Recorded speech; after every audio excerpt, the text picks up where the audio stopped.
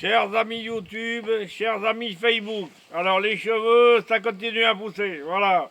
Quand je les ai au milieu du cou, on verra.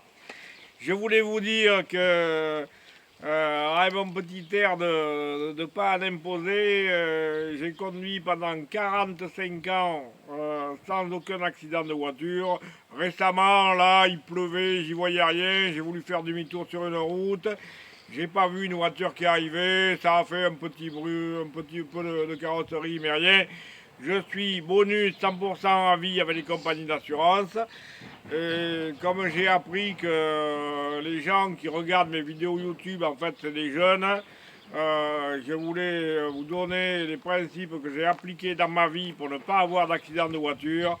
Alors, premièrement, bien considérer que la voiture, c'est un instrument qui est fait pour se déplacer, mais que c'est aussi un instrument de mort. À l'époque où j'ai commencé à conduire, il y avait 10 000 morts tous les ans.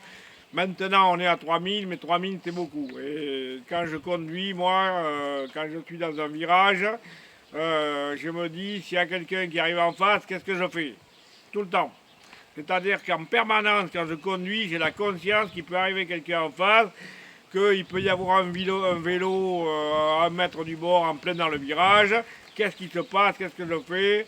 Alors voilà, un des grands principes de la conduite automobile sûre, c'est que si vous voulez arriver un quart d'heure en avance quelque part, vous partez un quart d'heure à l'avance et vous ne roulez pas comme un fou avec les embouteillages, des raccourcis débiles. Vous prenez les routes normales, vous partez un quart d'heure avant, cool, tranquille, vous roulez tranquillement, vous arrivez un quart d'heure avant et ça va. Des gens que je connais, que je ne citerai pas, au dernier moment avant de partir, ils ont un coup de téléphone à passer qui ne sert à rien, tout ça, et quand ils montent dans la bagnole, il faut foncer à fond dans les virages, prendre des raccourcis, et puis ça finit, ça peut finir soit sur une chaise roulante à vie, soit au cimetière.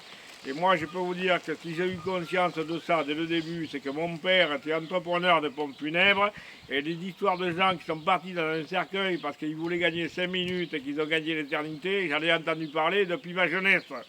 Voilà, donc j'ai été biberonné avec ça.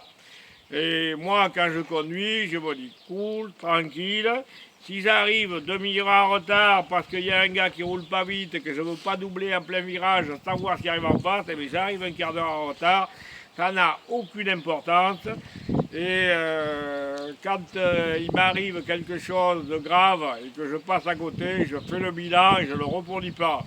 Entre autres, une fois, ça m'est arrivé de freiner alors qu'il pleuvait à verse. Je suis parti en aquaplaning. Alors quand vous êtes en aquaplaning, la voiture flotte sur l'eau, vous ne la maîtrisez plus. Bon, moi je suis protégé, j'ai eu de la chance, mais j'ai bien retenu que quand il pleut maintenant, je laisse la bagnole devant la porte, je ne la prends pas, ou je roule cool, cool, cool.